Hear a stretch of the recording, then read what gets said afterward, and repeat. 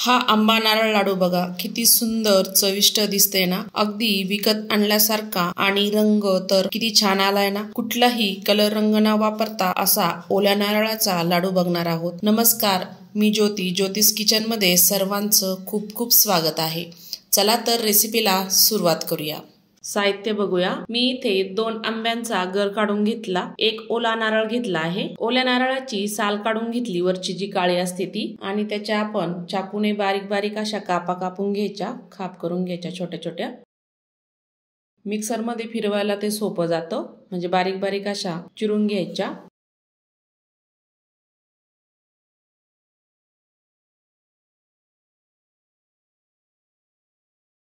सर्व नारळ मी कापून घेतलं, ते मिक्सरच्या भांड्यामध्ये टाकून घ्यायचं।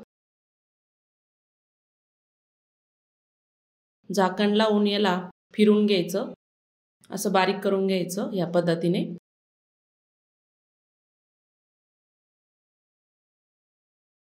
आंब्याचा गर पण एका मिक्सरच्या भांड्यामध्ये टाकायचा।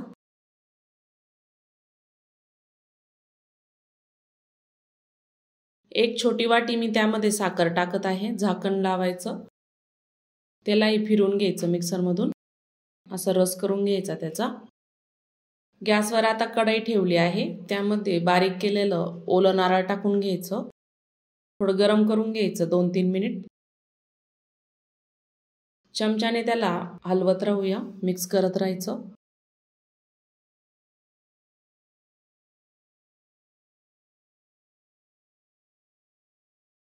एक 2-3 मिनिटानंतर ओरलं नारळ थोडंसं कोरडं झालं आहे, त्यामध्ये आंब्याचा रस टाकून घ्यायचा, मिक्स करून घ्यायचा। गॅस आपल्याला मध्यमच ठेवायचा आहे, एकसारखं हलवत राहायचं।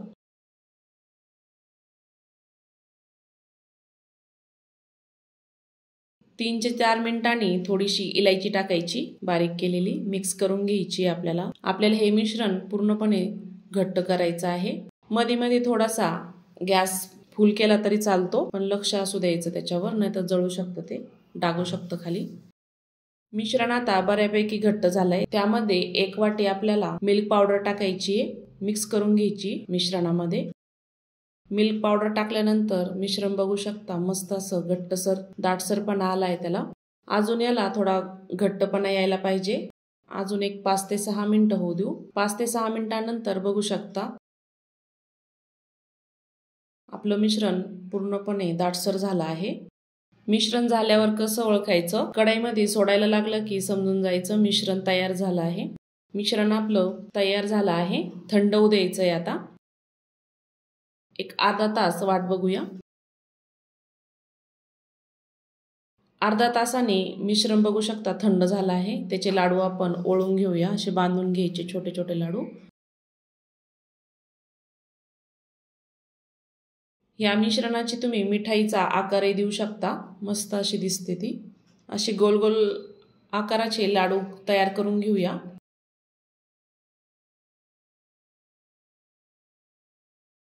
तयार केलेला लाडू आपण नारळाच्या किसामध्ये टाकायचा, डेसिकेटेड नारळ येते, पूर्ण लाडूला लावून घेऊया।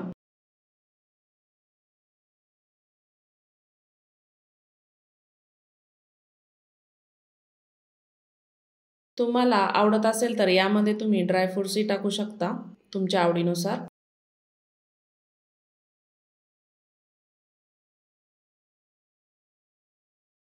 दुसऱ्या लाडूला असंच लावून घ्यायचंय। सर्व लाडू मी असेच तयार करून घेणार आहे।